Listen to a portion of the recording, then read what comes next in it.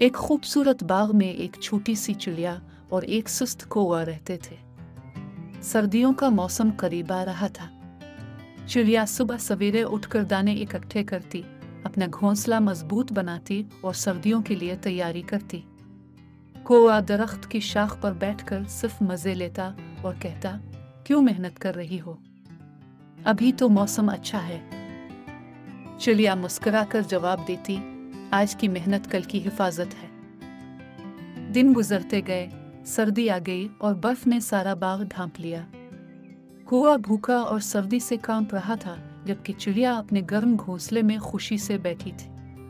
कौवे ने शर्मिंदा होकर कहा, काश मैंने भी तुम्हारी तरह मेहनत की होती।